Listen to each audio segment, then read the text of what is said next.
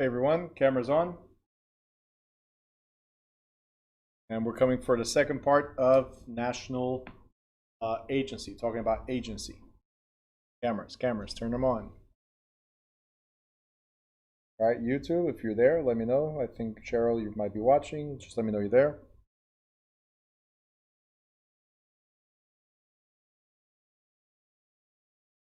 All right. Ahmed, you asked before the break, you wrote something about, right after the break, you wrote something. Please list the other 4 chapters that are heavily tested once again.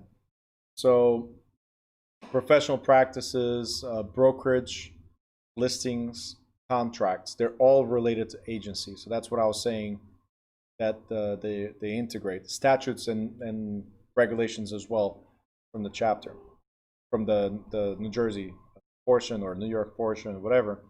These are heavily tested. Okay, so rules and regulations, pretty much that's what we're talking about.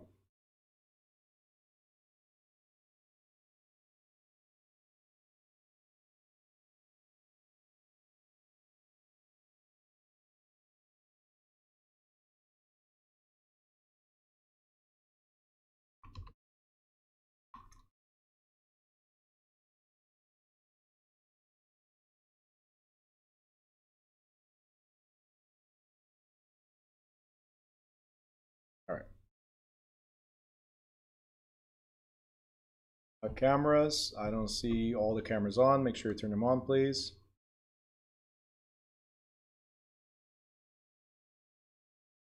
All right, so where were we?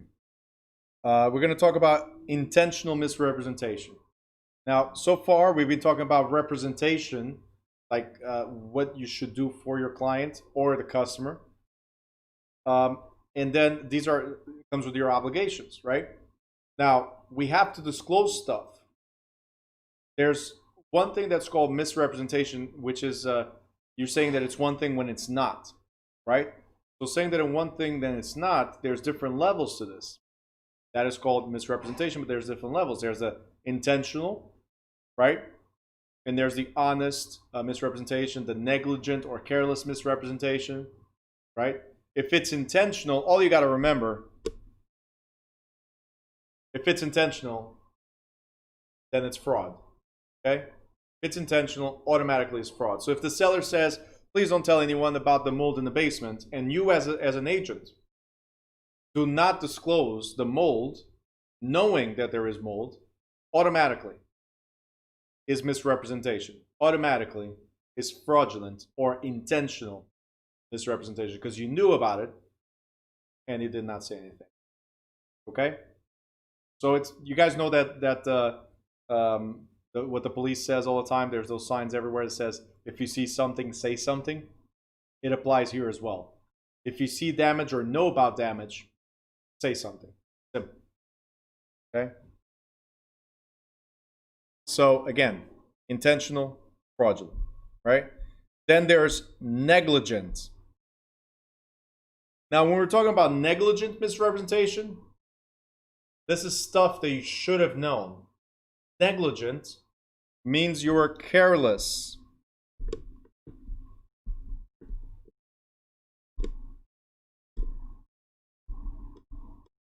Okay?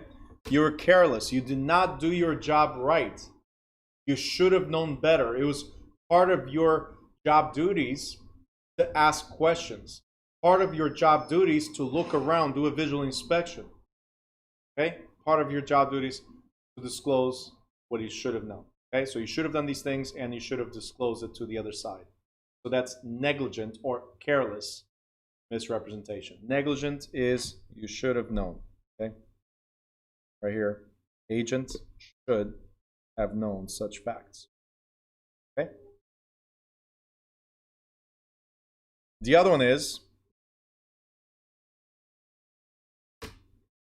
misrepresentation of expertise. We talked about this before the break, right? Misrepresentation of expertise. If it's something that you do not know, what do? Stay quiet. Refer to the person that knows. Do not say, oh yeah, you can rent that basement. No problem. Without knowing if in that town or if that particular property is a legal apartment, right? Some towns reject basements altogether, right? And we'll talk more about that if we get to hazards, or we already talked about it, depending on started. But if there's high levels of radon, guaranteed no renting basements, right? If there's no egress and egress, which is entrance and exit, right, of a property to the basement, I'm sorry, then definitely not a legal apartment. There has to be different ways to enter or exit for fire reasons. So if you're saying, yeah, you could definitely rent the basement, then misrepresentation of expertise. Something you do not know, but you're making a claim. If you look at a roof and you say, yeah, that roof is 5 years old. You don't do a roof, it's not your expertise again. Siding, it's going to cost you roughly $10,000. Are you a contractor? You see what I'm trying to say? So if it's not your expertise, careful. Makes you liable. We already talked about this, okay?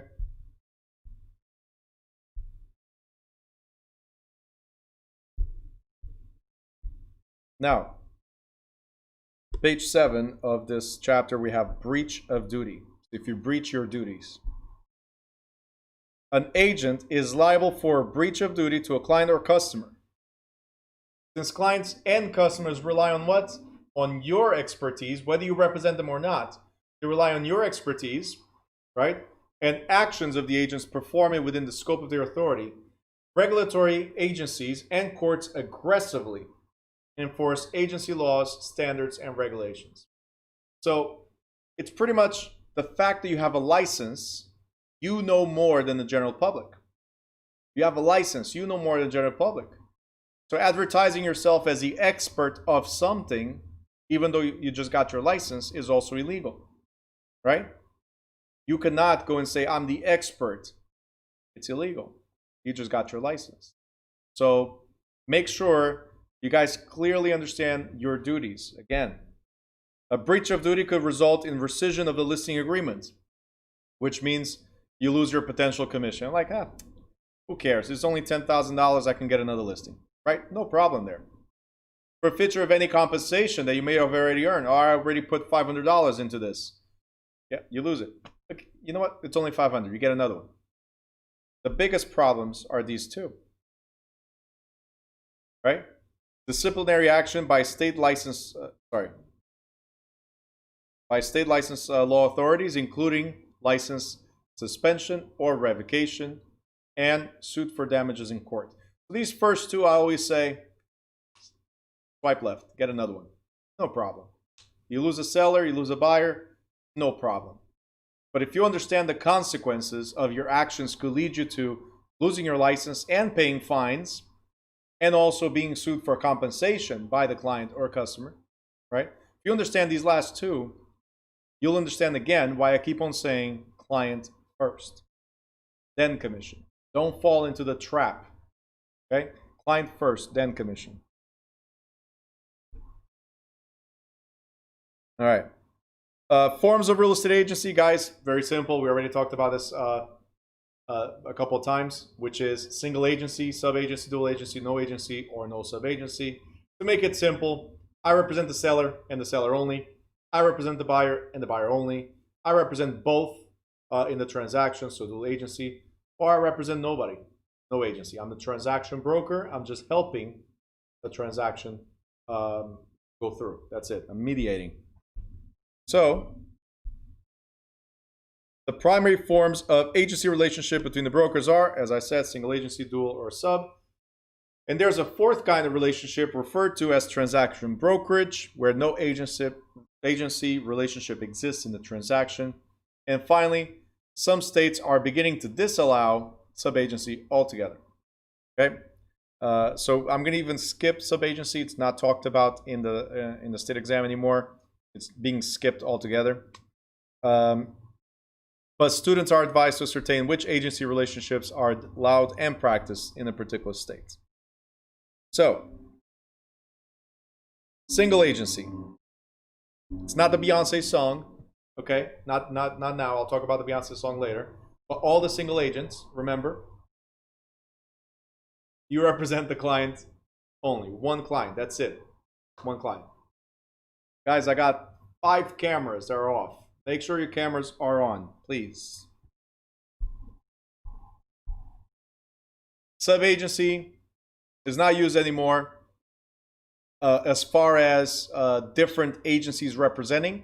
It is still used as far as you being an agent of the broker and the broker representing the client. So the only subagency that's allowed is you as a salesperson. Okay? Like never questioned, you as a salesperson, because the broker is the agent. When the client hires somebody, they're hiring the broker. You're the one negotiating on behalf of your broker. Okay, so we're going to talk about that better in brokerage activities in a different chapter. But again, client hires the broker through you. So you are a subagent of the client because you're an agent of the broker. That's the only type of subagency that's always legal in any state. Okay, what is dual agency? Obvious. Dual agency, you represent both the buyer and the seller. Okay, both the buyer and the seller. No agency is you're helping the buyer and the seller. But look, in this one, agent, you represent. In this one, you see the dashes, is like you're just helping. All right, I'm going to explain all this better in a second. See how it is? Those of you that have the cameras off, you just went for your quick dinner, for your quick snack. I appreciate that. I'm here starving, waiting for you guys and just there eating. See how it is. Next time invite, okay? Just that's all I'm saying. Next time invite and make sure Badur comes so he brings his green sauce, right? Ahmed, you have to. That's the deal. All right. No subagency means it's direct. Let's say it's the broker direct to the client. So let's go over each one. So the agent represents one part in the transaction. The client may either be the seller or the buyer. Seller's agency, obviously, who do you represent? The seller only, or the landlord only. Okay, and therefore the buyer is the customer. Okay, buyer's agency. Just a recap of everything I said before the break. Buyer's agency, you represent the buyer only. Therefore, the property owner or the seller is the customer. That they switch roles. Now, real estate vernacular calls for an agent of the seller or the owner to be the listing broker. Listing broker, you represent seller. Okay? I want to point this out because a lot of people get confused with different words that show up. When the different word is regarding the buyer's broker. The buyer's broker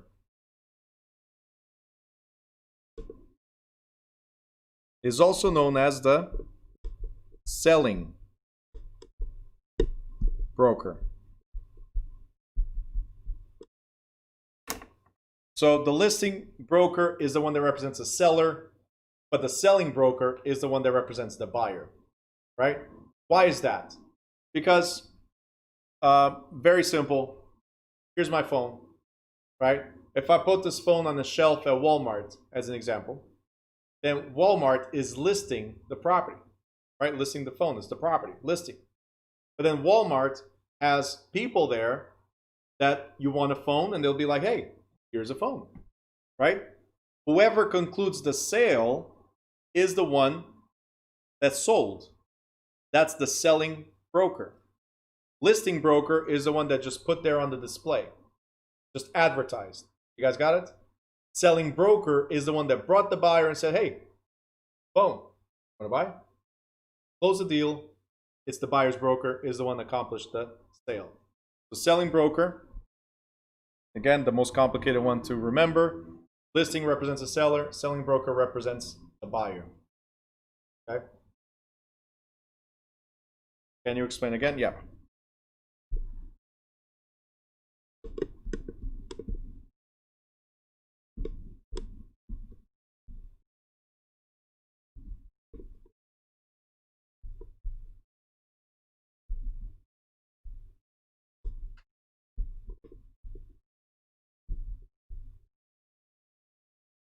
Okay, listing broker advertises the property.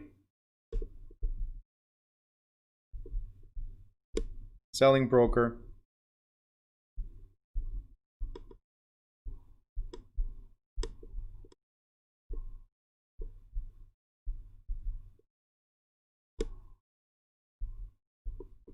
concludes the sale. So it brings a buyer. So again, if I put this at Walmart, I'm advertising or I'm listing the property for sale. It's there, you see the price, you see everything, but Walmart does not sell by itself. They need to have agents to sell. So it's listed, it's there, it's available. So let's say this is the house. You, Lula, you put it for sale. It's there, displayed on the MLS. That's your Walmart, okay? Displayed. And here I come and I bring Diana as the buyer. I say, Diana, this is the house. If I conclude the sale, meaning I put her in the contract and Lula, your client, accepts, right? Then I'm the selling broker. You were the listing broker because you put it there on the MLS, the Walmart, right? And I brought the buyer. I concluded the sale. I'm the selling broker. I'm the one that accomplished the sale. Okay, so now it transferred and I did that. You advertised, I closed. Okay. Again, a lot of people get this one confusing. When they see selling broker, it's normal. You see the word selling, you think seller. No. Selling broker concluded or accomplished the sale. Okay.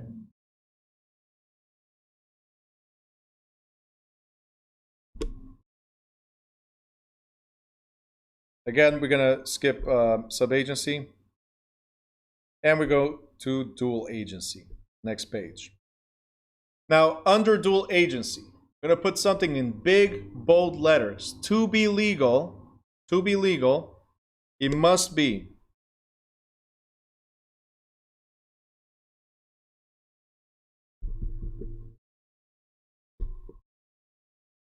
disclosed dual agency.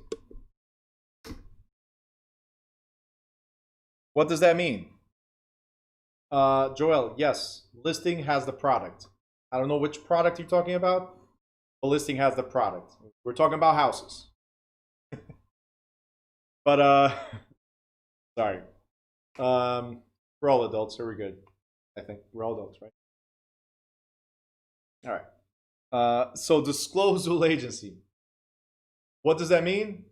Seller, I represent the buyer. Is that okay? Buyer, I represent the seller. Is that okay? Fight. That's it.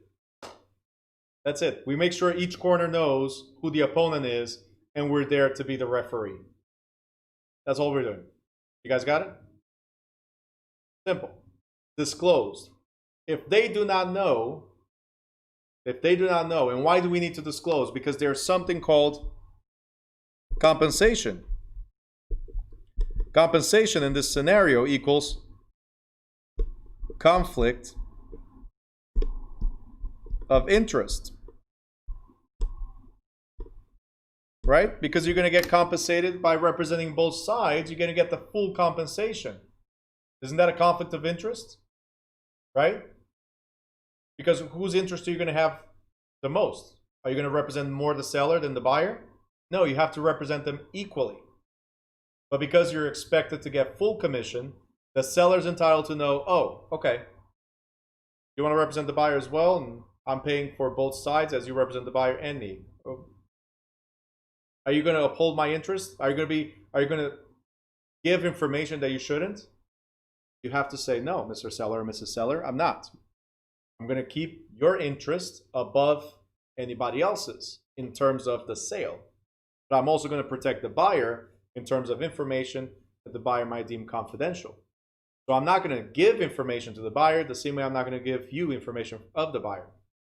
But I'm going to give you guys both the best of me in terms of what the transaction is, disclosures of all things that could affect the transaction, and make sure everybody complies with the contract. That I'll do. You guys got it? As far as prices, like I said, fight. You guys negotiate the price. I'm just going to give that information to one side, and back and forth, it's on you guys. Everything else, I'm here for. You got it? So, because there's conflict of interest, it must be disclosed. You still have, yeah, I'll get to that as well, Ahmed. Yes. And I did not forget your previous question about disclosed agency. It was this one, the dual agency. So we're getting there. All right. Lula, yes, you have to inform the dual agency. And you have fiduciary responsibilities. Yeah, they're still there. Right? What are the fiduciary responsibilities? Care, obediency, accounting, loyalty, and disclosure. You guys remember those, right? So care, obediency, accounting, loyalty, and disclosure. Cold. Very good. So those go both to the seller and the buyer when you represent both parties.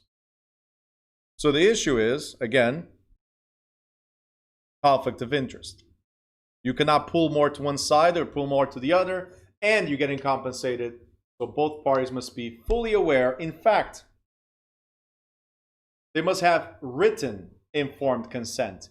It's not just, hey, buyer, I'm representing the seller. Hey, seller, I'm representing the buyer. It's not just that. It's, you guys agree. If yes, sign here, and we're good to go. Simple. Written informed consent, both parties, and you have proof. That's how we protect ourselves. Okay, guys? You want to protect yourselves from anything? In writing. You want to get full commission? You want to get the best commission? If you want to think about money, put everything in writing. Disclose everything you can in writing. Communicate in writing. Right? A lot of people are like, oh, no, call me. Sure, but I'll follow up with a message or an email that explains what our call was. Right? Somebody says, oh, I sent you an email. Great. We can discuss it over the phone if you want. And then right after, send an email per our conversation is what it was. Never leave anything hanging in writing. All right? Make sure in writing, signed by both parties. And that way, you can go through with dual agency. So at this point, disclose dual agency means voluntary. Again, the parties to the transaction agree to you handling both sides. Now, it doesn't talk about it here directly, but this is the reason, only because in New Jersey and some states, an attorney is not required for the transaction. But whenever you're dealing with disclosure agency, this is why we get to the point where, hey, because I represent both parties and I'll give my best to both parties, right? I cannot pull more to one side or to the other, so you should get somebody to represent you in legal manners. So you should have lawyers. Okay, so that's one of the things in New Jersey, for instance, that makes dual agency legal. As long as we said, got it in writing, both parties agree, and we disclose that they should get their own attorney, right? We are safe. Now it becomes a voluntary move, and nobody is liable for misrepresentation here. If it's implied or disclosed to the agency, it could be huge damage to you. It says right here, if you fail to disclose the buyer's confidence to the seller, the agent has violated the fiduciary duty to the seller. So again, careful. Careful when you imply agencies or undisclosed agencies. Put everything in writing and share the information as much as you can. What are the duties of a disclosed agent? Again, dual agent's first duty is to disclose agency relationship to both the principal parties and to withdraw from one side of the duality. And after disclosing, the agent must obtain the written consent. We just went over this. If both parties accept, then the agency owes all the fiduciary duties to the party except full disclosure. Except full disclosure, undivided loyalty, and exclusive representation of one party's or one principal's interests. Everything we just went over.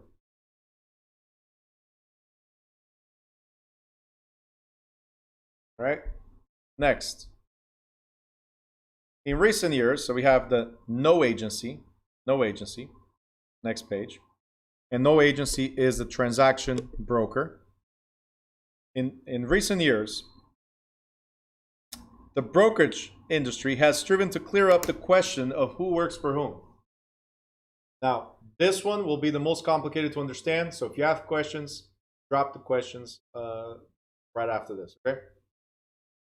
So, and whoever's watching on YouTube, there's 3 people watching. If you're watching on YouTube, definitely ask questions, very important. So, in recent years, the brokerage industry has striven to clear up the question of who works for whom and who owes fiduciary duties to whom.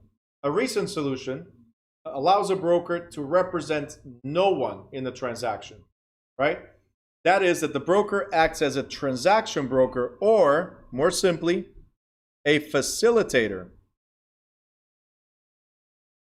That means I represent no one. I just facilitate the transaction. So I'm not an agent of either the buyer or the seller.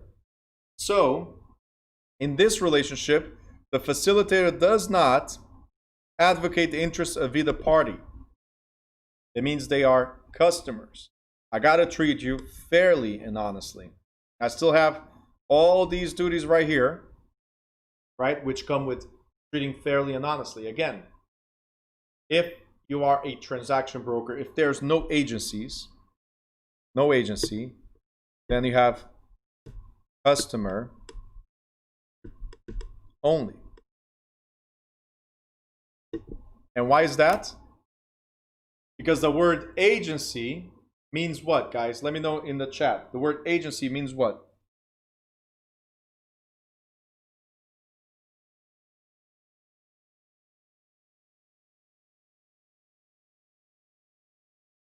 Word agency means?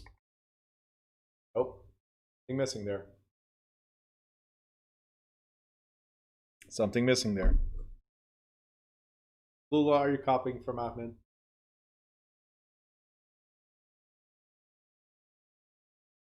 And Daniela for the win. Boom. Employer-employee relationship. It's not just employee. It's not broker. Employer-employee relationship. That's agency. That means somebody hired you. Agent is the employee. Agent is the employee. Agency is that relationship that an employer and an employee have and has those duties implied, right? So agency is the employer-employee relationship. So if it says no agency, then nobody employs. If there's no employer, there's no client. If there's no client, there's no principal. If there's no principal, there's no duties. Okay? I mean, full duties. There's still the general public duties, which is, again, treating people fairly and honestly, reasonable degree of care and skill, right? As we have right here. And proper disclosures. So we treat them as customers. Duties not imposed, transaction broker. As a facilitator, since there's no fiduciary duties binding the transaction broker, the broker is held to the standards of dealing with, again, standards of dealing with customers as opposed to clients. So, honesty, fair dealing, and reasonable care. The transaction broker is under no obligation to inspect the property for the benefit of a party or verify the accuracy of statements made by a party.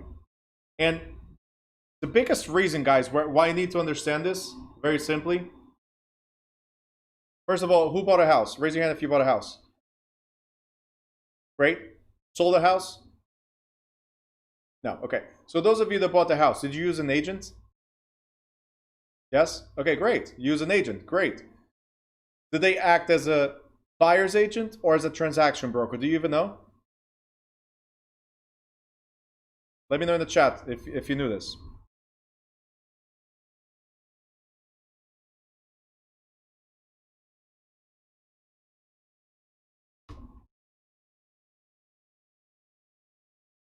I'll answer that in a second. I don't know how to answer this right now. You don't look like you need one, but so the question was, never assume, right? You got your earpiece back? Oh, that earpiece. Okay, got it. So the question is, when you bought a house, did you use a realtor? Did the realtor explain to you if he was acting as a buyer's agent or acting as a transaction broker? That was the question. I'll go over this in a second, but I want to know, those of you that bought houses, did the realtor represent you as a buyer's agent or not represent you and worked as a transaction broker? Let me know. Denise says no. No what? No, he or she was a transaction broker, or no, he or she was a buyer's agent. Did he explain the difference? Do you know the difference? Were you told the difference? How did they represent you? That's what I'm asking. What? The agent was lost? Like Amazing Grace, he was found later, or?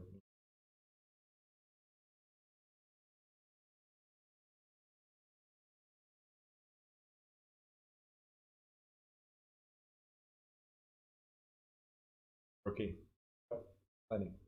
But listen, rookie or not, there's several seasoned or expert realtors that don't know how to explain this stuff. That's why in class I try to break it down to the simplest form. I take my time, make sure you guys understand. This is like the hardest one to understand.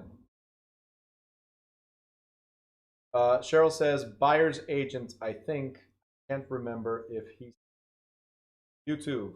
Cheryl just told me buyer's agent. Nadia, you're telling me that you knew exactly, and you signed, you crossed and checked and signed where it says I agree to you representing me as a buyer's agent? No. So how do you know buyer's agent? Just because they were by your side as you were buying? Yes. So no. Aha. Just because I'm by your side and I'm helping you buy doesn't mean I'm a buyer's agent. I could be a transaction broker where I don't represent you, but I'm a facilitator. Meaning I don't have your best interest. I'm just trying to help you with the transaction. Like I don't have to do extra stuff. That's what I was showing you right here. I'll come back to the chat in a second. But that's what I was showing you right here. I have no obligation to inspect the property for the benefit of the buyer in this case, Nadia. I don't have to inspect or verify the accuracy of statements made by the other party, by the seller. So I don't have to. I can do it if I want to, right? But I don't have to. And the moment I make statements, remember implied agency? If I make a statement, right, that, hey, I'll do whatever I can to help you out here, right, and find as much as I can about the property, the moment I make that statement, then I become the buyer's agent. But if I signed as a transaction broker, right, I told you all I'm doing is helping you from beginning to end, but I'm not putting you on a pedestal, right? I'm not putting you first. I'm putting the transaction. So again, remember this. Principle, so buyer's agent in this scenario for you, principle is I put you first, I'm second, everybody else is third. As a transaction broker, I'm pretty much doing whatever I can to get the transaction through. So if you tell me something, I might tell the seller. If the seller tells me something, I might tell you. So the confidentiality is no longer there, for instance, right? The loyalty per se is no longer there. So that's the difference between transaction broker and buyer's broker or buyer's agent. Now, let me go back here.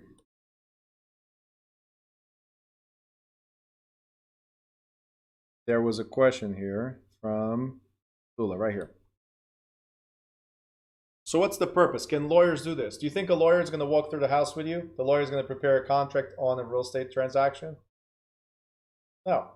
They won't prepare offers. They will review later, but they won't go with you to the house because that will be practice of real estate and they're not licensed to do so.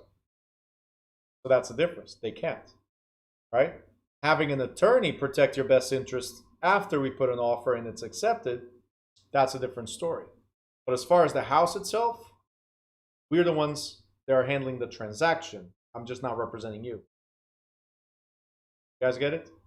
One, I uphold your best interest.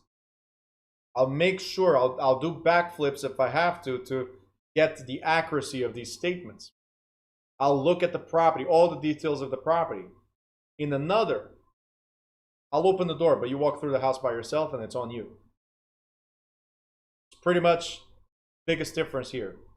Now, again, agents, real estate agents nowadays, they do not know, and they're not taught by their brokers, difference.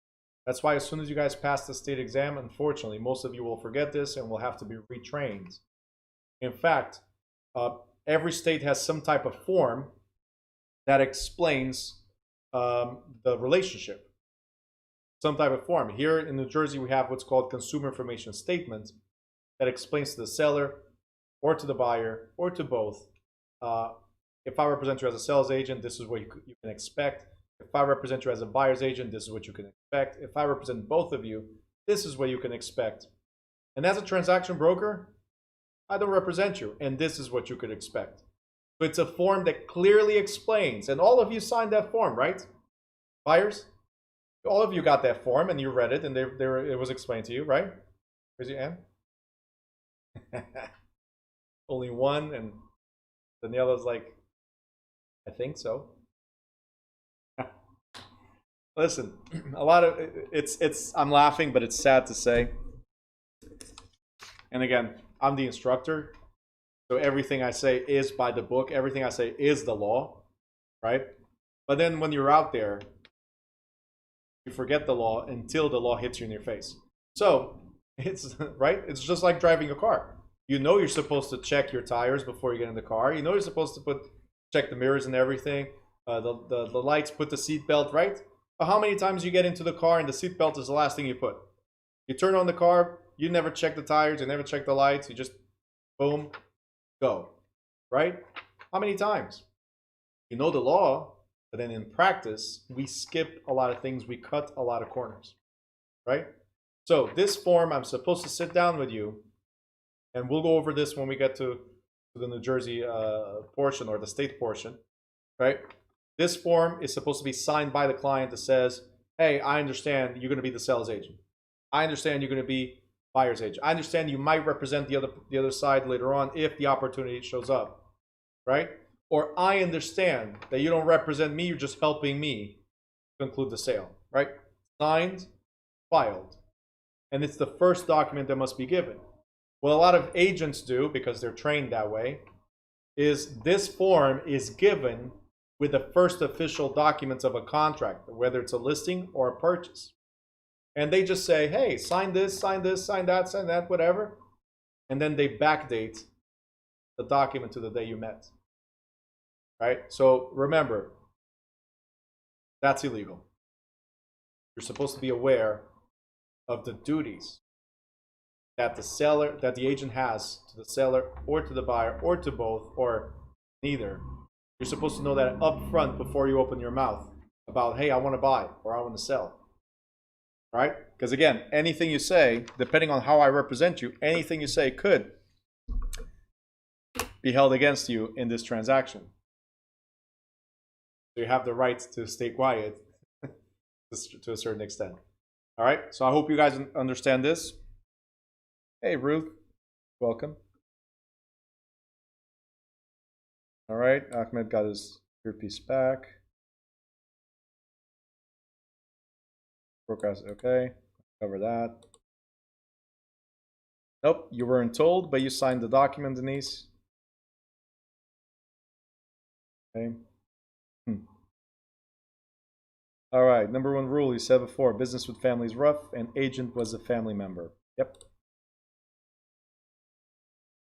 Absolutely. Look, like I said, there might be good relationships, business relationships with friends and family. I'm just telling you that most of the times, it's tough. There's that laid back thing, like, oh, come on, we're brothers, right? We're cousins, right? I'm your uncle, I'm your nephew. Like there's that comfort level. That comfort level damages the business side of it. That's where it is. Okay. If only people knew how to separate things. That's the okay.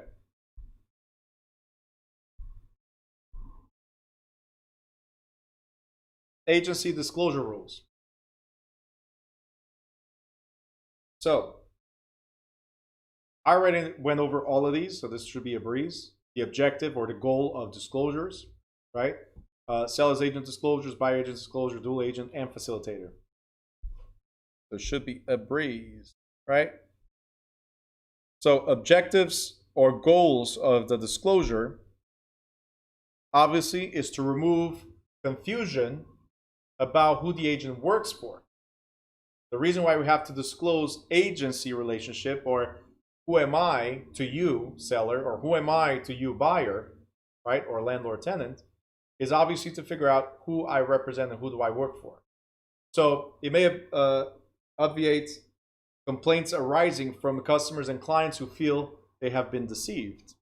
Specifically, the requirement aims to disclose aims to notify the clients and customers about whom the agent represents, inform clients and customers of the fiduciary duties and standards of care that the agent owes them, inform prospective clients and customers they have the choice of how or in how they're represented. Yes, because I want to represent you as a transaction broker, but you're entitled to say, oh, wait a minute, you're going to represent me. No, I just represent the transaction. No, you're going to represent me. Or not at all. You're not participating at all. The client has the right to say, oh, you're the seller's agent, now you're going to represent the buyer as well? No, I don't agree to disclose the late. I don't agree to you representing the buyer as well. Do you guys understand? So the client and the customers have the right to refuse that type of agency. That's why it's so important that we explain. Why? Again, to avoid deceit. You don't want people to feel, oh, they just wanted the money, right? Oh, they were more pushing more towards one side than pushing towards the other. Well, if people understand why, then they're able to say yes or no. And that's the goal, the ultimate goal about disclosure of agency. Now, recent legislation requires an agent to disclose to all parties the fact that the agent represents one party and not the other. In other words, the agent must inform the client and customer that the agent represents the client and does not represent the customer unless it's dual agency. You guys remember my example? Again, listing agent, right? At an open house, a buyer shows up, buyer puts an offer and says, hey, if the seller does not accept this offer, I have more money. Because the question does not clearly state that you represent the buyer as well, that means the buyer is a customer. If the buyer is a customer, you have to disclose to them, hey, I represent the seller. You as the customer, though, any information you tell me, I will pass along. So right now you told me that you have more money. You're willing to offer more. I will tell that to my client. So again, we have to be fair and honest, and that's a law, recent law, that requires us to disclose these things again, right? So client disclosure, customer disclosure, went over that. Exclusions, oral disclosure, client disclosure, again, covered, informed consent. Prohibited disclosures. We're on page 12, prohibited disclosures. Very, very important. State regulations, so most states have the same regulation, prohibit a dual agent from making certain disclosures. For instance, the dual agent, unless expressly instructed by the relevant party, seller or the buyer, whoever is supposed to disclose that, usually cannot disclose to the buyer that the seller will accept less than the listed price, cannot disclose to the seller that the buyer will pay more than the price submitted in the written offer to the seller, cannot disclose the motivation of any party concerning the transaction. Oh yeah, they're going through a divorce, they need to sell fast. Oh yeah, they lost their job and or relocating needs to be now, right? Any of these things could endanger your license because you're damaging the seller or the buyer's position. Okay, So it's very, very important that you know what to disclose.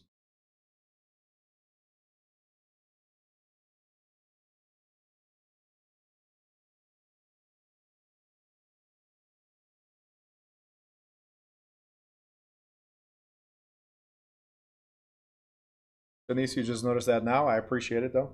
Thank you for letting me know. Ulan, but don't agents do this all the time? What exactly? House must sell right away. That's different. Again, look right here. Unless expressly instructed. Now, one thing is motivation, another thing is me telling you exactly. Sorry, Shanice is sending me a side message on something that I have wrong apparently here in the disclosures happening down here, right? I will correct, and I appreciate that. Thank you. I love constructive criticism. All right, so house must sell right away. That's motivation.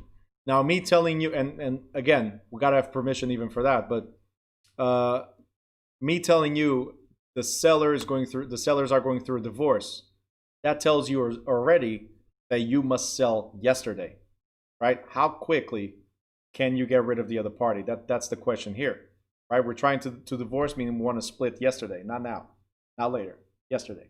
So there's the urgency right there. You understand? These are things that, unless expressly instructed, we cannot do it. So do agents do it all the time? If they have the okay. That's how it's supposed to be. Okay? Like I said, like driving a car. There are certain things we're supposed to do, but we just cut corners.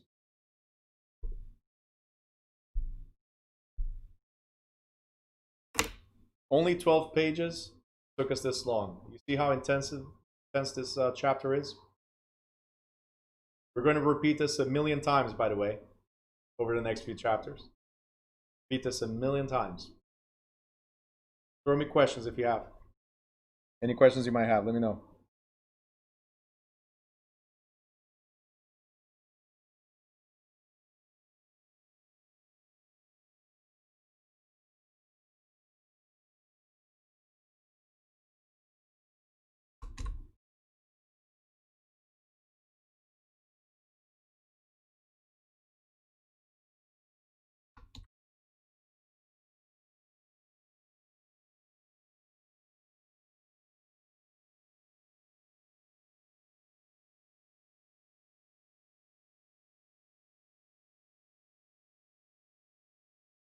Denise, let me know if it's corrected. Thank you very much.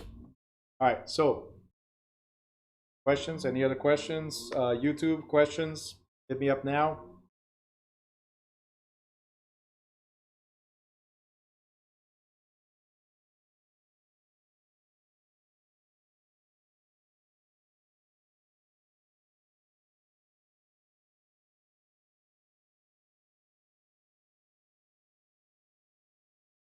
All right, Ahmed has a question.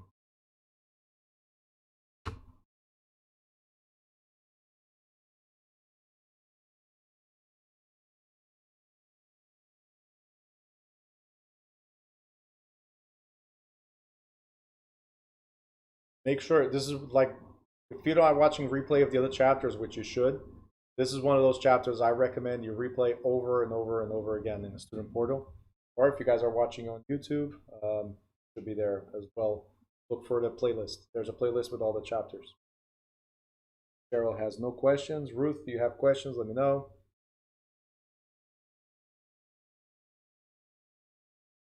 Oh, so that will come in another chapter again. It's later on. But dual agency, if you represent both, you can only get compensated by one. So you did the morning class where we were talking about this. We're already in the New Jersey portion. You can only get compensated by one. You get full compensation, but only by either the seller or the buyer. So if it's a 6% listing, seller pays the full 6%. You cannot demand the buyer pays more. That's what we're saying. Okay.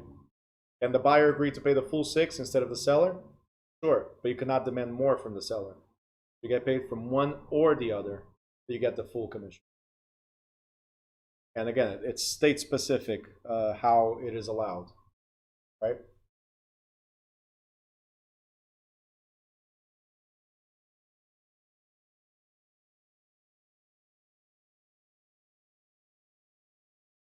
Any other questions? All right. So guys, if there's no other questions, then we are done. Leaving 40 minutes early. No, we should stay a little longer. Okay. We're going to start chapter 12. All right, just kidding. If you have any questions, you guys have the WhatsApp group. If you're not there yet, so this is for Kimberly and Nadia, make sure you guys go to the resources in the student portal. And it's very important because the WhatsApp group, the students communicate with each other, they ask questions, other students answer, and I just jump in if I feel like that question needs more explanation. So a lot of times that's what I do. I just sit back, relax, and watch you guys build that culture of helping each other out. And I love that group for that. Students really help each other. So guys, join the WhatsApp group. I'm sorry. Nadia says I trend. Oh, you tried. Yeah. Okay. So I'm good at translating studentese. So sometimes your questions are. I tried and nothing in the portable using a Mac and Chrome. So your first mistake is using a Mac. Your second mistake is using Chrome on Mac.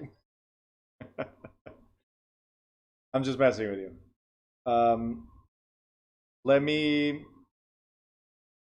know my numbers. Just write my number down and add me on WhatsApp or send me a message on WhatsApp. My number is 908 418 8325. All right, I'll add you to WhatsApp and we'll go from there to help you log into the student portal. Okay, if you're having issues there. Ahmed, which restaurant? I didn't work in Newark, by the way, and I never worked in a Portuguese restaurant. Believe it. That's what you're asking. Nope. But if you're coming to Newark on Saturday, I can definitely recommend a bunch of places to go. Portuguese, Brazilian. There's so much good food over here.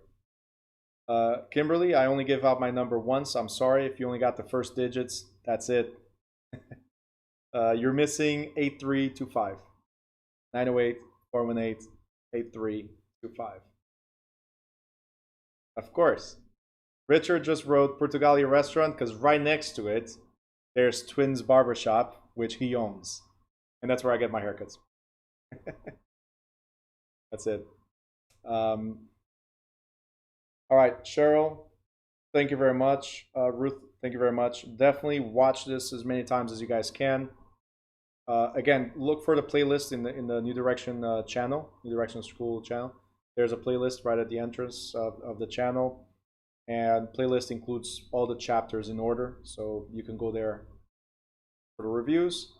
And guys, I gave you my number, so you can always reach out to me. WhatsApp is my preferred method. If I don't answer right away, this is for everybody. Listen carefully. If I don't answer right away, remember, I'm here teaching for 4 hours. Sometimes in the morning I'm teaching for 4 hours, and I got meetings throughout the day. Insist. Send me 1, 2, 3, 4, 10 messages if you have to until I respond. Don't feel like you're bothering me. Just ask the question and say, hey, Bruno, check the question I sent you, right? And I will answer all the questions. I don't leave anybody without being, okay? Diana, thank you very much. All right, guys, and Lula as well. I'll see you tomorrow at 5:30. Again, study, review this chapter as many times as you can, and ask a bunch of questions. See you guys.